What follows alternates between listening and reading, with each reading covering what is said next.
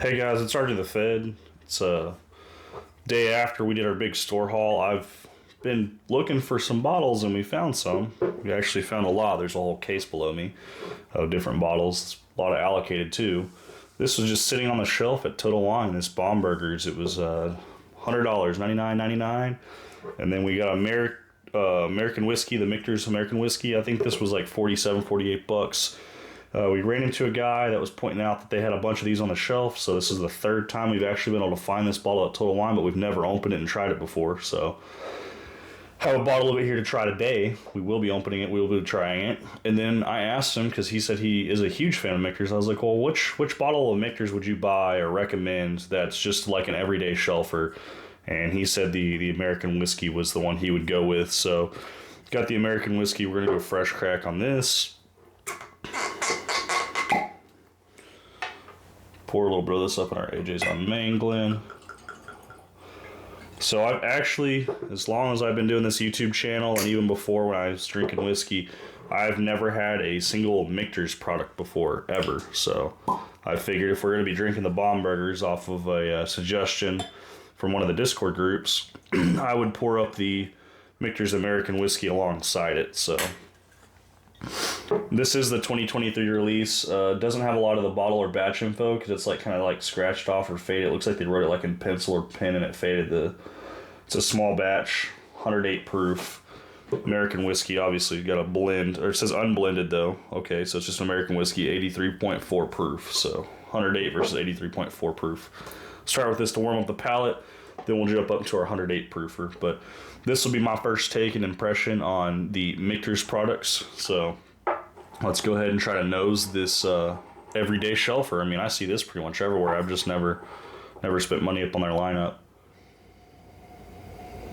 Very light, very sweet. Very vanilla forward. A little bit of oakiness. Smells very pleasant. Some good viscosity too as I coat it around the glass. It does stick to the glass quite well actually. Nice light color, very smooth and sweet on the nose. Let's see, it says, we are proud to offer you our unblended small batch American whiskey in the Michter's tradition. Hailing from one of America's first distillers, this whiskey is made from highest quality American grains and matured to the peak of perfection in bourbon-soaked white oak barrels. It is then further mellowed by our signature filtration. Bottled by Michter's Distillery. It's in Louisville, Kentucky. Yeah. Let's go ahead and try it.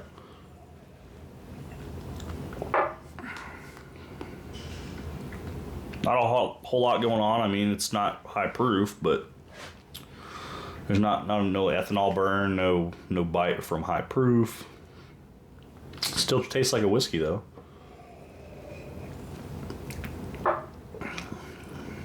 Honestly, I find it somewhere between like almost like an Irish whiskey or Canadian whiskey that's trying to transition into a bourbon. I think that's kind of where the American whiskey sits for me.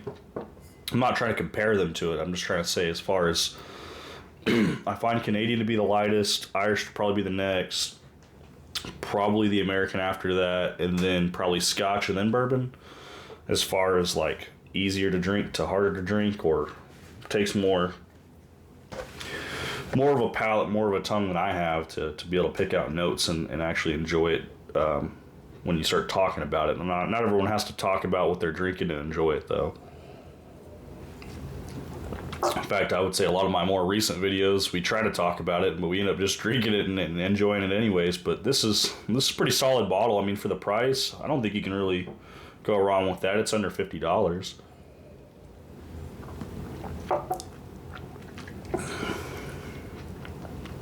Maybe it's the white oak that I'm tasting that's kind of like not sour or bitter, but it gives it like this weird funk. It's not bad. Those Bombergers, I traded one away, allegedly. The other one was a wedding gift. And speaking of wedding gifts, he gets married in 2 days, so he'll be opening his up in 2 days.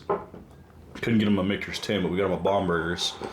So this is actually my very first taste and impressions on Bombergers. Smells way different than the American one.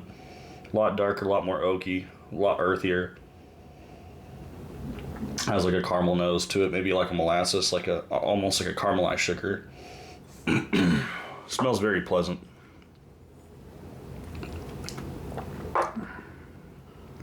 Little woody, little nutty.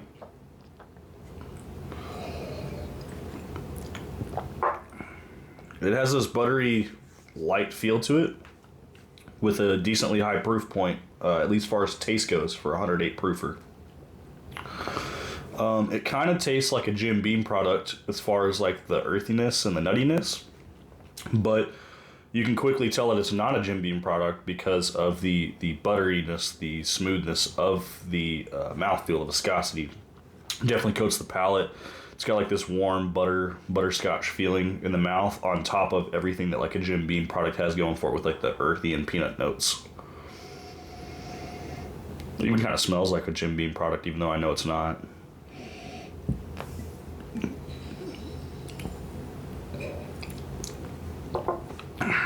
It's very pleasant. If this is one of their higher end Michter's products, which is how I see it, it's a release that comes out once a year. Shanks and Bombergers come out at the same time.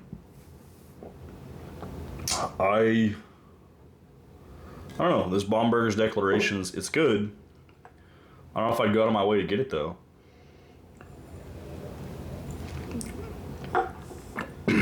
Well, I'm going to let it sit in the Glen because we still have a decent amount left.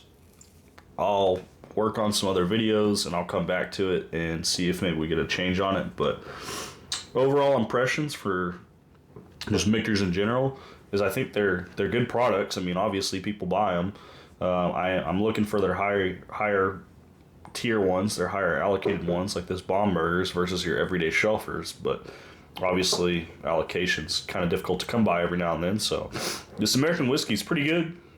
It's really light but easy to drink, so this will be a perfect one to sample out to people. And then this Bombergers, we'll let it air out a little bit more and try it again. It'll be off camera though, and then we'll decide from there on if we like this or don't like this. Right now I'm kind of indifferent.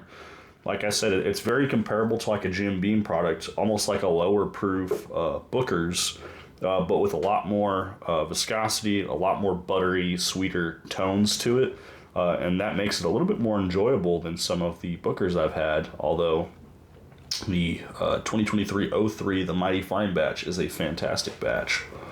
So, well, this is my double bottle review of Michter's American whiskey and the Michter's Bombergers 2023 Declaration. So, I'm going to say yes to their shelfers.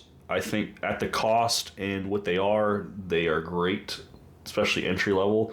I like the recommendation from someone that wasn't working in the store but just was another shopper, bourbon enthusiast like myself.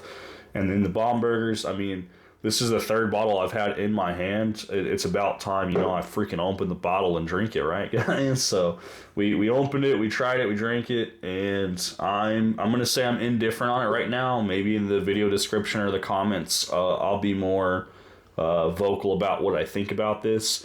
The reason why I'm hesitant to give a review on it right this moment during the review video, the double bottle review, is I don't know if I've given enough time for it to open up to really try it and taste it. I mean, we'll go back right now, but as far as giving it a rating, I don't know if I can.